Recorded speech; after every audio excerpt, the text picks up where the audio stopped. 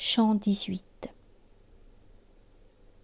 Il existe en enfer un lieu dit Malfos, composé de rochers de la couleur du fer, comme le cercle entier qui l'étreint alentour.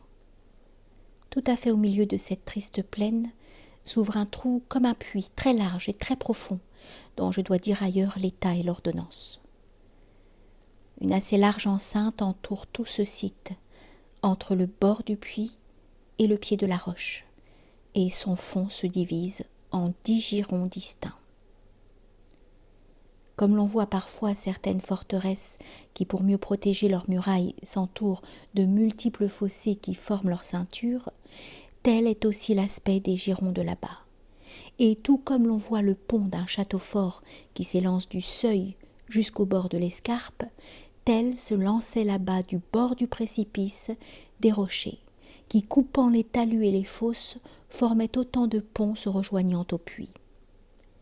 Ce fut dans cet endroit que nous nous retrouvâmes, en débarquant du dos de Gérion. Mon guide prit tout de suite à gauche et je suivis ses pas. J'aperçus à ma droite de nouveaux châtiments et de nouveaux tourments et de nouveaux bourreaux qui remplissaient d'horreur cette nouvelle fosse. Tous les pécheurs d'en bas étaient nus.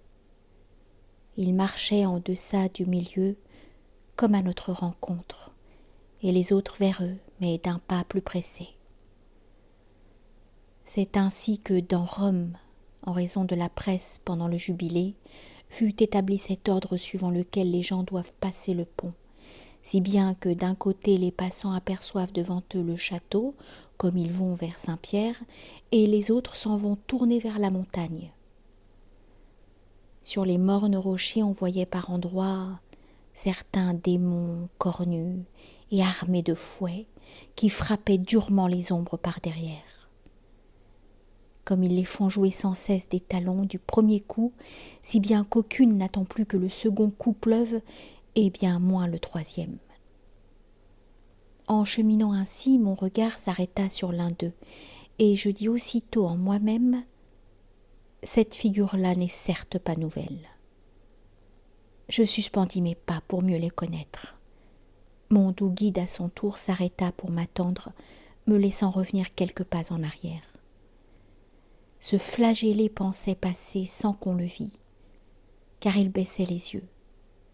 Mais cela n'y fit rien, car je lui dis « Ô toi qui regardes à terre, si quelque faux semblant ne trompe pas mes sens, n'es-tu pas Vénédic Cassianémico? Qui donc t'a préparé des sauces si piquantes ?» Il dit « De te parler je n'avais nulle envie, mais j'y suis obligé par ton langage clair qui me fait souvenir du monde d'autrefois. C'est à cause de moi que Guisso la Bella se montra complaisante au désir du marquis, malgré tout ce qu'on en dit la honteuse nouvelle. Je ne suis pas le seul qui pleure en Boulonnais, car cette place en est tellement surpeuplée qu'on ne saurait trouver de Savène à Rhénaud des gens disant si pas des foules aussi grandes. Si tu veux en savoir la preuve ou la raison, rappelle à ton esprit notre amour de l'argent. Je rejoignis alors celui qui me menait et quelques pas plus loin, nous vîmes devant nous un roc qui s'avançait, surplombant le ravin. Nous gravîmes ses flancs assez facilement, et ayant pris ensuite à droite sur sa crête, nous tournâmes le dos à ces rondes sans fin. Arrivé à l'endroit où le pont fait un creux pour laisser aux damnés un passage au-dessous, mon escorte me dit « Arrête-toi pour voir de face le semblant des enfants de malheur, dont tu n'avais pas pu rencontrer le regard, car leur direction était aussi la nôtre. »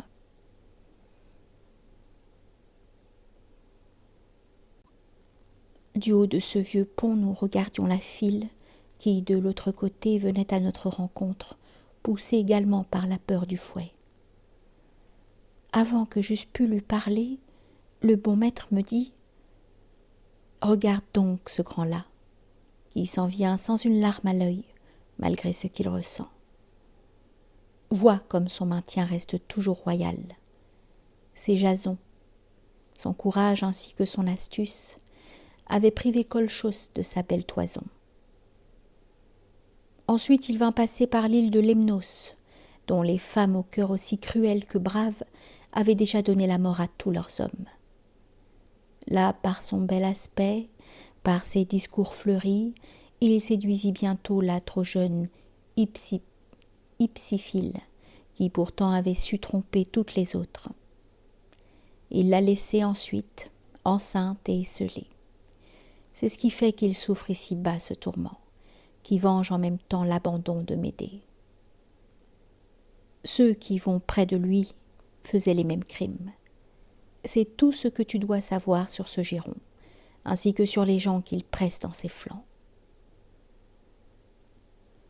Nous parvînmes au point où cet étroit sentier commence à traverser le deuxième talus et fait de celui-ci le départ d'une autre arche. Nous entendîmes là des gens qui gémissaient au fond de l'autre fosse et bouffaient bruyamment en se donnant tout seuls des coups avec les mains.